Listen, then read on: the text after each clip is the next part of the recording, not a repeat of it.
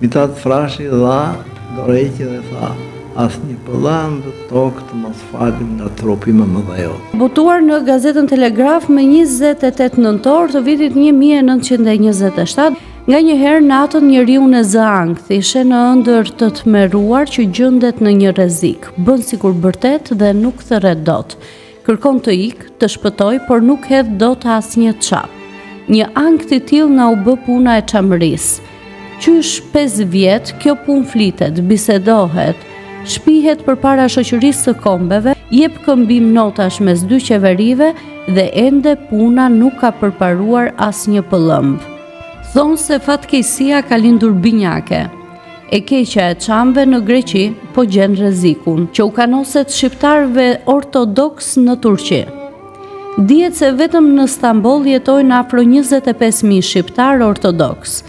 Dhe pas deklaratave që u bën në konferencën e Lozanës në 1922, Turqia nuk do të përzinte ortodoksët shqiptarë, ashtu si kundër, edhe Greqia zotohej të mos dëbonte shqiptarët musliman. Sot duke parë nga njëra anë se Greqia nuk e mban fjalën kundrejt çamëve, edhe Turqia po bën të njëjtën gjë. Po vën në kategorinë të shkëmbyrëve ortodoksët tanë. Këto dy shfaqe janë solidare, thot, dhe ecja e tyre është paralele. Në u zgjidh njëra, do zgjidhet edhe tjetra. Nuk dim që Shqipëria është kaq e pasur në njerëz dhe në begati për të duruar teori të tilla. Dim vetëm se në mos u bën çape serioze dhe energjike, do të ndodhemi përpara një katastrofe mëkatare dhe përgjegjësia do të bjerë mbi të gjithë. Lumo Skëndo. Në kohën që Mitat Frashi ishte në konferencën e paqes në Paris dhe lidhje në kome, kundërshtarin kryesor kishte Venizelos. Kur mbaroi konferenca dhe Venizelos shkoi kryeminist në Greqi, Mitati ishte ambasador dhe patën një takim, e ftoi Venizelos. Një takim është në botimet e Mitatit, me një letër dhe bëjnë një bisedë dhe Venizelos thotë: unë kam mbrojtur gjithmonë interesat e popullit tim, e Greqisë. Ti ke mbrojtur interesat e kombit të Shqipërisë. Po ti ke pasur të drejtë. Unë të kërkoj falje dhe përulem përpara teje. Venizelosi përulet përpara figurës së Mitat Frashit. Shikojnë në këtë botim ose shqiptarët ta lexojnë për të parë patriotizmin dhe madhështinë e figurës së Mitat Frashit. Dhe thot se Greqia ka premtuar se do cillet njerëzisht me çamët, të mos i shtyp, të mos u mohoj të drejtën që të marrin frymë e të rrojnë.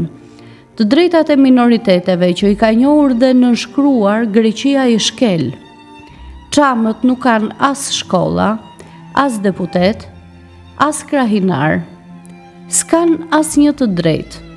Harrova, kanë të drejtën e vuajtjes dhe të vdekjes.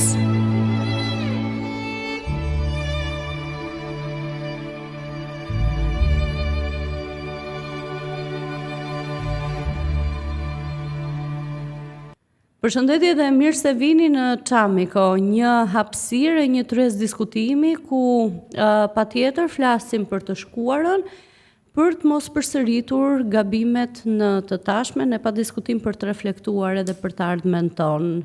Dhe kam kënaqësinë që të kem të ftuar në këtë takim një profesor, historian, ish deputet, më së shumti, për mendimtar të tjerë të cilët i ka sjellë të botuar në Shqip, midis tyre Mitat Frashin, po njëkohësisht në veprën e fundit edhe për Musine Kokalarin, duke i ofruar shoqërisë shqiptare pa diskutim shembuj të rëndësishëm se si duhet jemi dhe se si duhet të ndjek disa modele kjo shoqëri shqiptare që gjatë gjithë kohës endet në për tranzicionet ndryshme. Kam kënaqësinë të prezantoj sot profesorin, historianin Uran Butka. Faleminderit shumë që jeni këtu me mua në këtë tryez diskutimi edhe që pranuat vinit në Çamiko. Edhe unë ju falenderoj juve për ftesën. Keni pasur shumë polemika ndoshta në media, shpeshherë me shkrimet tuaja.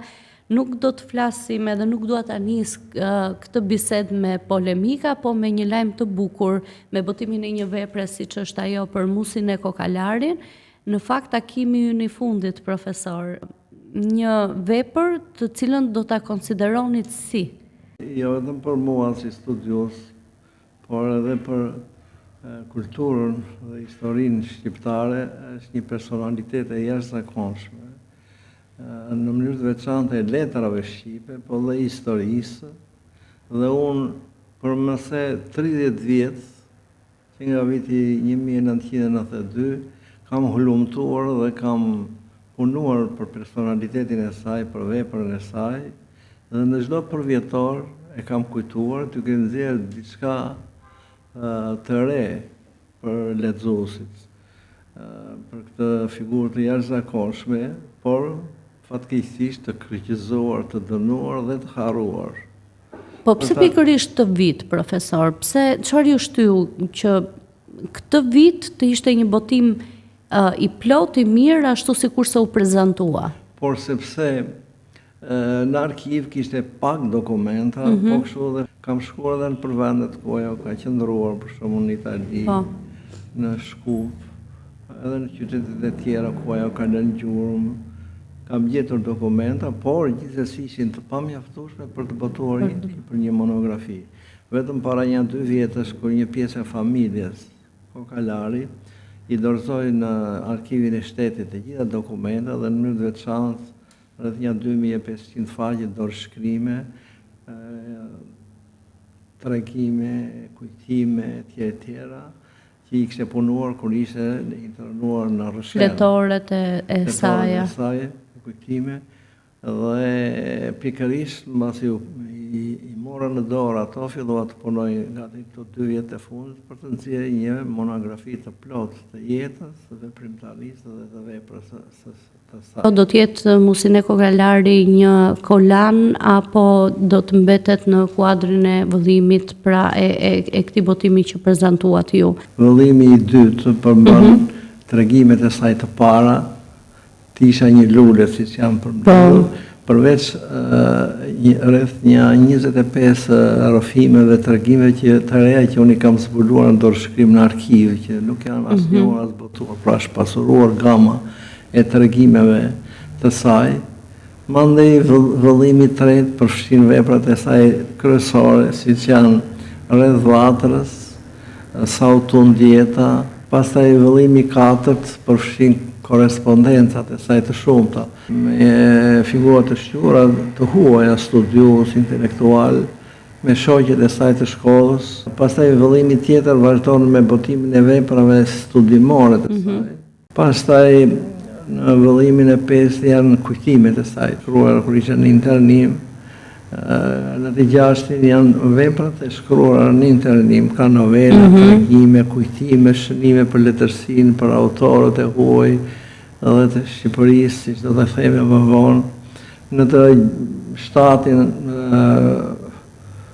apo në të fundit, siç e kam menduar unë, janë botimet folklorike të saj, fjalë të urta, pra ka edhe mbledhje popullore, mbledhje e folklorit.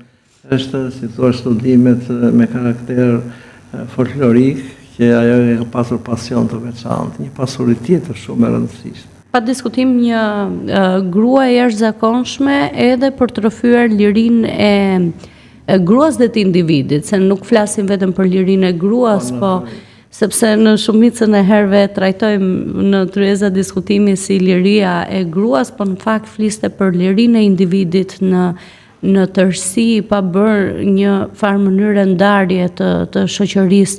Çfarë dimensioni jepni sot Musine Kokalarit në lidhje me raportin që ka me shoqërinë shqiptare? Musineja është një nga intelektualet më të shquara të shoqërisë shqiptare, dhe me ato cilësi që unë I përmenda, dhe natyrisht kjo vjen së pari sepse ajo u formua në familjen e saj, që ishte një familje qytetare dhe shumë e kulturuar. Mendoj që në vetë Jati Reshat Kokalari, që ishte një jurist linjor studiuar diplomuar në Turqi, po dhe vëllezërit e saj studiuar po atje, ishin njerëz të kulturës me u kthyer në Tiranë dhe krijuan institucione kulturore, Vesimi Librarinë Venus, ndërsa Montazi, Mesagjerit shqiptare, ku përdoshin veprat e autorëve të huaj, Balzaku, Gojr, Pirandello, Emerald dhe veprat e Musines. Kështu që këto dy vate të kulturës ku punonte edhe Musineja e bën edhe atë më shumë të thelluar si një intelektuale, njohëse e gjuhës të huaj dhe e kulturës. Ka ndikuar sidomos edhe libraria Lumo Skënder në Tiranë, ishte qendra kombëtare e kulturës, ku ajo shkonte shpesh bisedonte me Mitatin, verte libra dhe ai ndikoi shumë në formimin e saj intelektual. Se më pyete si për formimin e saj pra familja, po edhe fryma evropiane, kultura që u shkolluan ato vite, edhe në Gjirokastër, se fryu era e perëndimit, formuar shteti shqiptar, institucionet, e bën atë jo vetëm një intelektuale të shquar, po edhe një grua të pavarur. E shumë e rëndësishme kjo që thatë ju, populistët thonë në përgjithësi shoqëria, njerëzit, popujt, nëse ajo thoshte individi. Po të arrijmë të formojmë një individ të pavarur, thoshte, të lirë, atëherë ne kemi mundësi të ndikojmë edhe tek të tjerë, tek tjetri. Dhe Musineja gjithmonë e ka pasur këtë përpjekje për tjetër. Dhe një lloj pavarësie intelektuale duke u shprehur në një farë mënyre me bindjet e saj antifashiste, sa e ka ndikuar pa diskutim dhe në jetën e saj më tej kjo liri edhe sa u atakua ose sa u përpoqën Enver Hoxha si thua ta shkatronte këtë, jo Musinen vetë, po konceptin e lirisë dhe konceptin që kishte Musineja për jetën. Ajo ishte edhe atletare, po ishte njëkohësisht edhe antikomuniste, sepse ata përpiqen për të vendosur një sistem autokratik, diktatorial, po dhe antifashiste. Dhe unë më lejoni të citoj diçka, thot ajo, komunizmi dhe fashizmi s'ka në ndryshim midis tyre, përderisa vrasin njeriu. Ka shumë njerëz studiues të sotshëm që thonë komunizmi ka qenë më i mirë, fashizmi më i keq, ndërsa ajo bën një përcaktim themelor. Ka ndryshime, por derisa vrasin njeriu kuptohet që janë diktaturë dhe antinjerëzore. Unë nuk kam nevojë të jem komuniste që të dua vendin tim. E dua vendin tim edhe pse nuk jam komuniste. Unë mendoj ndryshe nga ju, por unë e dua vendin tim. Ju jeni duke më ndëshkuar për idealet e mia. Pra është një ndëshkim politik dhe i pa drejt pas një faj. Për këtë arsye 38 vjet pati diktatura komuniste, për motive politike, si që thamë, dënua me 20 vjetë burg, edhe për themelimin e Partisë Demokrate, po edhe qëndërimin e saj heroik dhe në burg natyrisht, në Tusi, në burg, një internim e që droj pathyre, është simbol i një grue shqiptare me vlera, jo vetëm kombëtare, po edhe ndërkombëtare. Pa diskutim, ne gjatë bisedës para se të niste transmetimi, diskutuam pak për letrat që Musine Kokalari shkëmbente edhe me Bilal Xhaferin, një personalitet i rëndësishëm që ka një përvjetor këto kohë, por cilët ishin personalitetet që vlerësonte Musine Kokalari? Pra, cilët ishin ata njerëz që vërtet ajo ja donte dhe e dinte këtë liri mendimi edhe liri të individit për të menduar? Musineja e ka theksuar më se një herë pikërisht thelbin e formimit sa ideologjik që janë rilinësit. Ishte një e veprës Samir, bile ka shkruar dhe një traktat kër ishte në internim shkencor për veprën e Sami Frashit, po dhe për të tjerët. Pra, pastaj ajo ka pasur miq dhe ndjekës në fushat e të letërsisë, po dhe në fushat e veprimtarisë së saj, me që pyetët për, si thua, shkrimtarët që ka pasur më për zemër, nëse ka pasur Ismail Kadaren që e ndan nga realizmi socialist, Bilal Xhaferin me cilin është takuar në Rësherë, kanë pasur kontakte, kanë shkëmbyer mendime për letërsinë pa u futur në politikë, sepse mund ta bënë një gjë të tillë. Ajo bile I jep edhe një 2 novela që I vlerëson Bilal Xhaferi, po edhe Bilal Xhaferi ne këshillon që në krimtarinë e tij shumë të bukur që e vlerëson, sidomos disa novela. Ajo, si thua, bën edhe një vlerësim letërsia dhe shkrimtari dhe flet për letërsinë e realizmit socialist. Unë po citoj diçka për të shikuesin. Shkrimtarëve ta nuk kufizohet liria e shkrimit, e pasqyrimit të realitetit dhe këtë e din se po të shkruajnë atë që është, pra I bëjnë ilustrime për të mos e pësuar. Partia I godet nëse bëjnë të kundërta. Kështu edhe shkrimtarët janë mësuar të shkruajnë gjëra të paqena, duke nxjerrë në pa gjoja drejtësinë e shtetit dhe të partisë, gjoja lirinë e njerëzve, kur në fakt kjo në Shqipëri nuk ekziston fare, siç thuhet dhe ilustrohet. Ti thuash këto gjëra në atë kohën e sistemit, jo vetëm është shumë, po është e jashtëzakonshme. Cili është raporti I saj me Mithat Frashërin? Mund të them se kjo figura e Mithatit ka ndikuar tek gjithë jetën, tek Nusineja, dhe mund të citoj diçka me që më bësh të pyetje. Vlerësimi për Mithatin për Lumoskenën është I pakufishëm, thot ajo. Dekalogu I Bashkimit Kombëtar ishte demokratik. Mbas mbledhjes së Mukjes ka marrë pjesë në ballin kombëtar si socialdemokrata dhe kam qenë përgjegjëse e gazetës Zëri I Lirisë, në të cilën kam botuar artikuj ku flitet për çështjen e Kosovës në bazë të kartës së Atlantikut. Kjo sa e qartë është, sa detaj, sa politikane e përgjegjshme shpusin e Kokanali. Dhe vetëm për këtë ajo mund ta ngresh në një lartësi të merituar, përveç të tjerës. Mund të them që edhe dua ta keni dhe ju këtë vlerësim si një historian dhe studiues pa diskutim, po aq I përgatitur, keni vlerësuar edhe keni studiuar në mënyrë të jashtëzakonshme figurën e Mithat Frashërit, duke botuar një kolan prej 11 veprash edhe ju. Është një figurë poliedrike e gjithanshme që ka ndikuar dhe ndikon edhe sot në psikologjinë, po edhe në rrugën për liri dhe demokraci, ashtu siç e mendonte dhe punonte Mithat Frashi.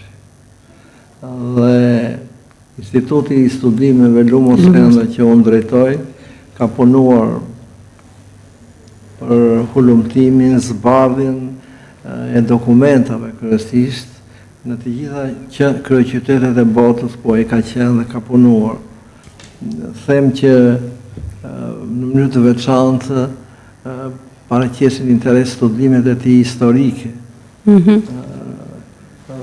Janë në vëllimin e dytë të veprës së tij, se vëllimi I parë përmban një punim timen për 200 faqe, siç kanë bërë për Musinën, për jetën dhe veprën e tij, po ligjëratat e tij janë të famshme në lidhjen e kombeve dhe në konferencën e paqes, ku ai ishte kryetar I konferencës së paqes, po kështu edhe në vendet e tjera, sidomos në Greqi, për mbrojtjen e çështjes shame. Nëse dëshiron të flas Po, patjetër, edhe unë në vëllimin e parë kam hapur pikërisht, edhe në veprën e parë kam hapur pikërisht në një kapitull. Si të Musinën, studimi I gjerë, gati 200 faqe, jeta dhe vepra e Mithat Frashi. Në mënyrë që lexuesi që ishte I panjohur, I ideologjizuar, I pamundur për ta njohur, të kuptojë se të ketë mundësi. Kjo është ndërkohë pastaj janë pjesa publicistike dhe ligjërimet e tij të famshme. në institucionet botërore për mbrojtjen pra kjo është vepra e parë. Pastaj në vëllimet e tjera, për shembull në veprën e dytë janë botimet historike. Për Kosovën, për çështjen e Epirit, rivendikimet shqiptare, shteti shqiptare me radhë dhe mbrojtja që i bën çështjes të Kosovës, çështjes Çame me radhë. Po unë për mungesë kohe do të tregoj vetëm përpjekjen e tij për çështjen Çame. Për çështjen Çame, po. Në vëllimin e dytë për teleshikuesin është ligjërat për tragjedinë e shqiptarëve në Greqi, mbajtur nga Mithat Frashi në Këshillin e lidhjes së kombeve në Gjenevë.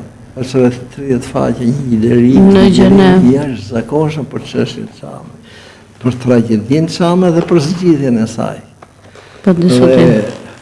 Mithati, kur shkoi dhe pastaj ambasador i Shqipërisë në Greqi, në vitin 1923 dhe 1925, në këto vite ai shkëlqeu jo vetëm si një diplomat i shquar, por njëkohësisht në mbrojtjen e përpjekjes që bën qeveritë greko-turke për shpërnguljen e Çameve, duke i konsideruar ata si turq, sipas traktatit të Lozanës. Dhe nuk thoshte traktati Lozanës që t'i shpërngulin shqiptarët, po të shpërngulin grekë, të shkëmbenin popullsitë greko-turke, ndërsa ata i shpërngulin Çamet si turq.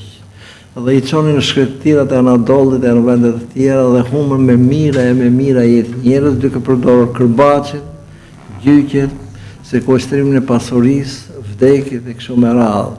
Dhe kjo është një nga si të thuar punët, përpjekjet më madhore të Mithatit, se jo vetëm aty në Greqi, që bënte protesta, takime, po shkonte në të gjitha kryeqendrat botërore, sidomos në Paris dhe të tjera, mbronte çështjen Çame derisa në vitin 1925 e ndali këtë emorali, është vepra e Mithat Frashi. Dhe çamëria, gjithë populli shqiptar, në mënyrë të veçantë Çamët, duhet të jenë krenar për veprën e Mithat Frashit në dobi të çështjes Çame. Botuar në gazetën Telegraf më 28 nëntor të vitit 1927 dhe do më lejoni që vetëm të lexoj pak për të kuptuar dimensionin e shkrimeve të tij në lidhje me çështjen Çame. Nga njëherë natën njeriu në zëankth ishe në ëndër të tmeruar që gjendet në një rrezik, bën sikur bërtet dhe nuk thërret dot. Kërkon të ikë, të shpëtoj, por nuk hedh dot asnjë çap. Një ankth i tillë na u bë puna e çamërisë.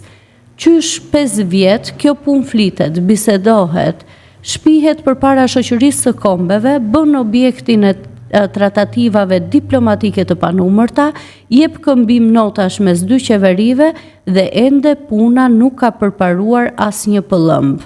Thonë se fatkeqësia ka lindur binjake.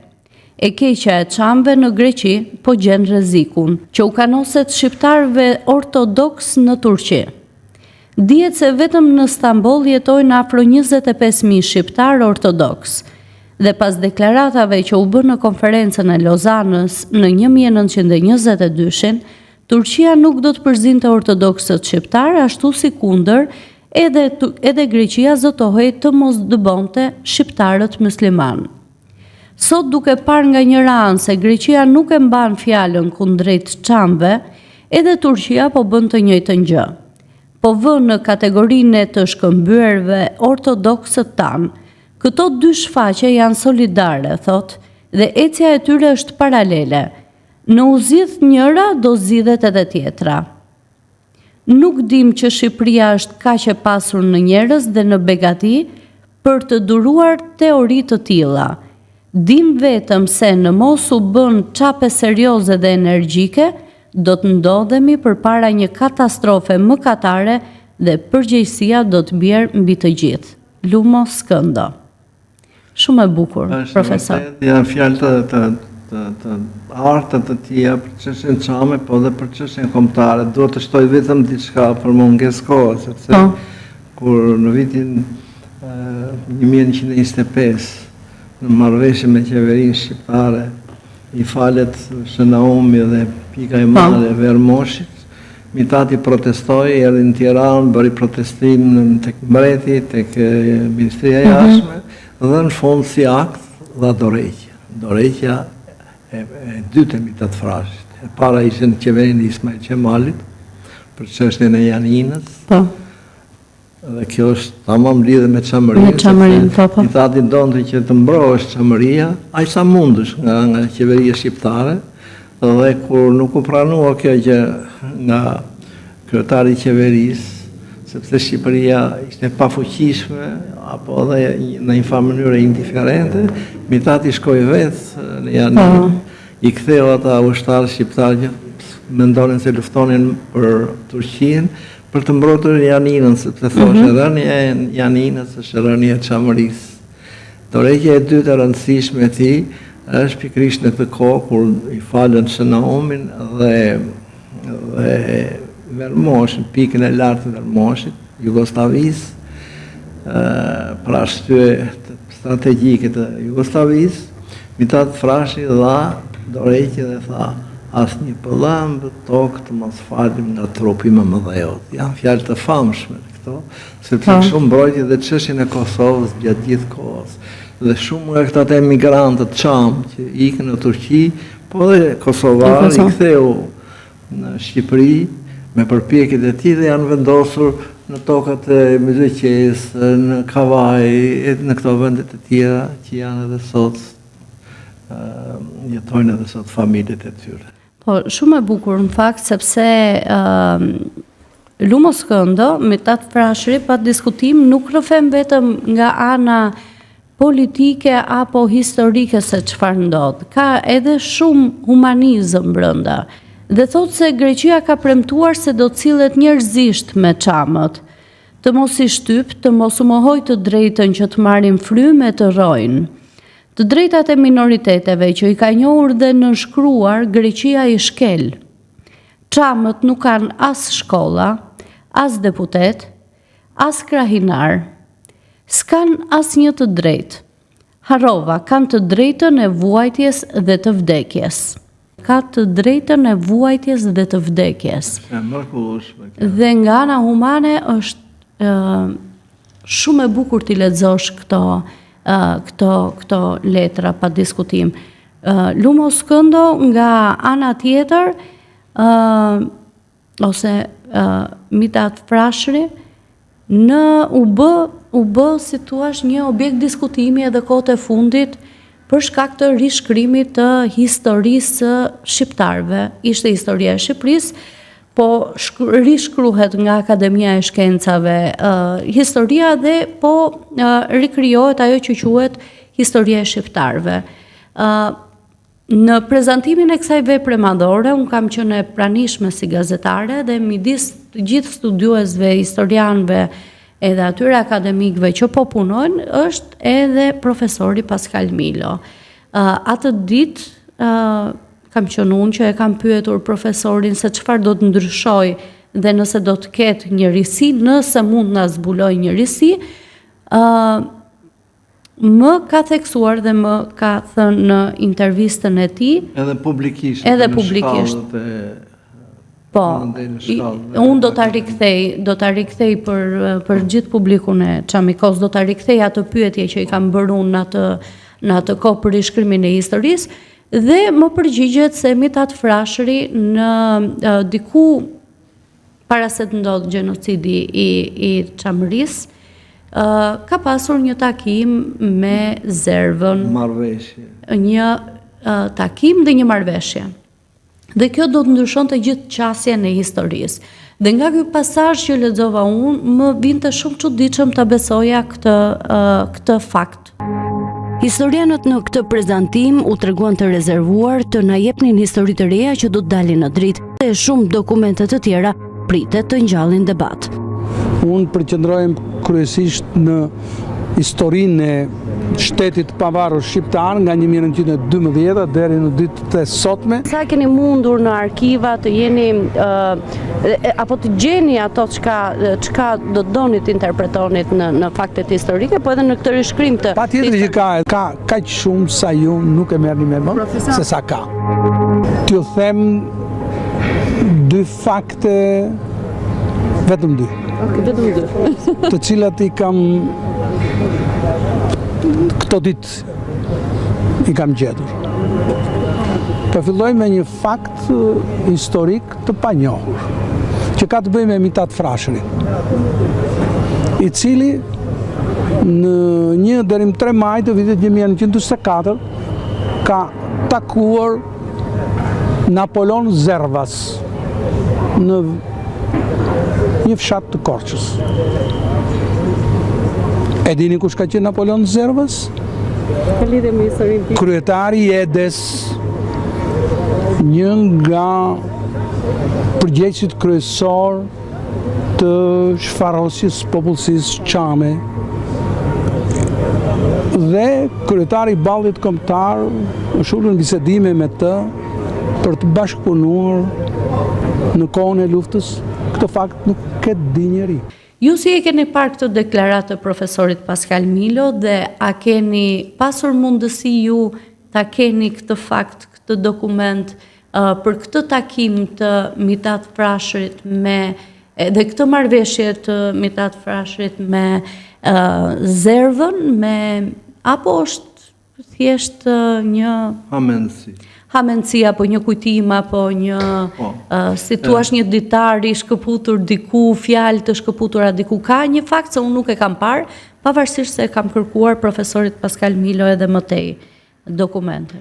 Më vjen mirë për këtë pyetje, sepse tregon që ka njerëz në këtë kohë, aq më tepër njerëz të medias që janë të pavarur dhe që kërkojnë të vërtetën, e mohuar ose të tjetërsuar të historisë së shqiptarëve. Dhe kjo jeni juve, edhe mua më shqetësoi po atë ditë fjala e Pascal Milos, i cili mbas mbledhjes ku vendos që të ribëhej historia sipas tyre e re shqiptarëve, ai deklaroi se kemi zbuluar një dokument ku tregohet marrëveshja e Mitat Frashërit me Napoleon Zervës, vrasin e Çamve. Dhe kjo pak para se të ndodhte gjenocidi. Po, dhe kur e thotë marrëveshje me vrasin, e fut edhe Mitatin në këtë lloj bashkëpunimi si vrasës, dhe është një hile e madhe për anatemuar sërish përveç anatemive të mëparshme figurën e Mitatit, i cili është një patriot i panjohur. Nuk ka asnjë vepër në gjithë akademitë apo këto arkivat Shqipërisë të jashtë që Mitati të ketë bërë marrëveshje, të ketë nënshkruar marrëveshje me armiqtë e Shqipërisë, qoftë me grekët apo me gjermanët apo me italianët. Ai ka qenë luftëtar i lirisë, i pavarësisë së Shqipërisë, dhe këtë e ka provuar në të gjithë veprën e tij. Dhe s'ka se si të ditë nga një mbledhje e rëndësishme, në thonjë për themelimin e botimit të historisë Shqipërisë, të ditë dhe të jepte një lajm të tillë të gëzuar për të, se ne zbuluam këtë dokument tradhtie. Ju e konsideroni si dokument tradhtie për shkak të fjalës marrëveshje, se unë në atë periudhë kam menduar që takim, marrëveshje duhet diskutuar, duhet jetë pak më i gjatë ky diskutim. Po, ju bëni një ndarje shumë të bukur midis takimit dhe marrëveshjes, edhe në shkrimet që kam lexuar më tej. Unë kam bërë polemika me historianët e sotshëm që kanë prirje të tilla të historiografisë së vjetër komuniste, i përcjellin pa ato mesazhe, pa ato përcaktime, dhe kjo është një fatkeqësi tjetër, po sidoqoftë është punë e tyre. Ju thoni që nuk duhet veshur historia me konotacion të tilla. Të tilla, po duhen përcjell me fakte, sepse historia e vërtetë shkencore bëhet përmes dokumentave. S'ka asnjë dokument që të jetë nënshkruar këtu në këtë takimin që është bërë 1 deri në 3 maj të vitit 1944, midis Napoleon Zervës dhe sekretarit të tij dhe Mitat Frashërit dhe një grupi tjetër prej 13 vetash nga gjithë e djatha shqiptare. Nuk ishte vetëm Mitati, po ishte një sër personalitete që tani s'ka kohë t'i përmend, për të biseduar. Ishte fjala që po mbaronte lufta, dhe që do të bëhesh pas luftës. Zerva në atë kohë ishte akoma në pjesën e të djathës shqiptare, të rezistencës. Pastaj kaloi me gjermanët dhe bëri masakra kundër çame, po ishin në këtë kohë dhe erdhën bisedojnë lidhur me rrezikun panslavist, i cili ndodhet në vërtet. Penetrimi rus në Evropë dhe në Shqipëri, vendosja edhe të Shqipërisë dhe të vendeve të tjera jugosllavisë në perandorinë sovjetike. Ky rrezik panslavist i bëri që të takoshin dhe të bisedonin. Ishte thjesht një bisedë dhe nuk u bë asnjë marrëveshje, nuk u firmos asnjë dokument. Dhe kjo është një gjë e natyrshme për gjithë udhëheqësit që i kanë bërë të kaluarën dhe sotmen. Pse nuk akuzohet Lenini që bëri marrëveshje me gjermanët, Stalini po ashtu, Enveri me grekët dhe me gjermanët janë, mund të bëhen dhe biseda, po kjo nuk do thotë që është tradhti, se cili i bën për interesat e veta ose ndoshta edhe për interesat e vendit të vet. Pra, nuk ishte duhet ndar takimi me marrëveshjen pa diskutim. Pra, Pascal Milo e fillon do ta fillojmë historinë e re me një fakt historik, me një marrëveshje, thotë ai, midis Mithat Frashërit, veçon nga të tjerë që ka shkuar, dhe Zervës. Natyrisht nuk është mirë që historia që ata po përgatisin të ketë insinuata të tilla. Megjithatë unë me njëre bëra problem, reagova me një, shkrova një artikull dhe ka përmbledhur tek vepra polemikat. Këtë polemik. Në fakt nuk është dokumenti, nuk ka gjetur dokumenti i ri, po është një vepër e vjetër para një 15 vjetësh i autorit Filip Liço, i cili ka bërë probleme të marrëdhënieve shqiptaro-greke dhe flet për të kaluarën deri në kohët e fundit. Dhe ndër këto vendos edhe një pasazh të një sekretari të Zervës, i cili thotë që kemi shkuar në një fshat të Korçës, afër Korçës, në Voskop, dhe atje u bë një takim dhe thotë edhe emrat e atyre të personazheve të tjerë të Zervës për këtë çështjen e invazionit të ardhshëm panslavist. Pra, dhe vetëm kaq, nuk u shkrua asnjë dokument, asnjë marrëveshje. Pra, ka dy gabime fatale. E para që s'ka asnjë marrëveshje, asnjë dokument. E dyra, kë beson më shumë, i sekretarin e Zervës apo vetë historiograf, dokumentet që ekzistojnë, apo vetë Mithat Frashi. Dhe e manipulon këtë tekstin e këtij Filip Liços, duke trajtuar si një dokument historik. Ndërkohë që është vetëm kujtim ose... Kujtim dhe ai vetë dhe të tjerët thonë që nuk bazohet, nuk bëhet historia nëpërmes kujtimeve, po pse marrin një kujtim të sekretarit të Napoleon Zervës dhe e sjellin si dokument, si fakt historik? Nuk bëhet historia pa dokumente. Në kohën që Mithat Frashi ishte në konferencën e paqes në Paris dhe lidhjen e kohë, kundërshtarin kryesor kishte Venizelos, ishin dy figura. Mithat Frashi ishte njëri shumë i kulturuar dhe njihte shumë figura të shquara kryetar shtetesh, diplomat të botës që e mbështetsin, po kishte edhe kundërshtar që ishin mbështetës të Venizelos. Bile edhe presidenti i Amerikës Wilson që ndihmoi Shqipërinë e çmonte Venizelon si politikanë diplomatit më të madh të asaj kohe. Duke e parë në prizmën e përpjekjes që bënte për Greqinë. Për Greqinë, padyshim. Kur mbaroi konferenca dhe Venizelos shkoi kryeminist në Greqi, Mithati ishte ambasador dhe patën një takim, e ftoi Venizelon. Një takim është në botimet e Mithatit, në një letër, dhe bëjnë një bisedë dhe Venizelos thotë, unë kam mbrojtur gjithmonë interesat e popullit tim, e Greqisë. Ti ke mbrojtur interesat e kombit të Shqipërisë, po ti ke pasur të drejtë. Unë të kërkoj falje dhe përulem përpara teje. Venizelosi përulet përpara figurës së Mithat Frashit. Shikojnë në këtë botim ose shqiptarët ta lexojnë për të parë patriotizmin dhe madhështinë e figurës së Mithat Frashit. Peroja ka bërë takime me komunistët grek, me të majtën, të majtat e të majtën, po. Edhe Elasin që ishin dy, dhe që kanë bashkëpunuar me Lëvizjen Nacionale Shqiptare, kanë ardhur një pjesë e tyre edhe në Shqipëri, kanë luftuar për kauzën e komunizmit në të dy anët, ishte puna e tyre, përpjekja e tyre, unë nuk e kritikoj për këtë gjë, po nuk mund t'i them që t'i akuzoj për tradhti, apo jo, kishin interesat e tyre politike. Po pse nuk i përmendin këto dhe përmendin një gjë që nuk ekziston, dhe e quajnë marrëveshje pikërisht një takim të Venizelos me Mithat Frashi.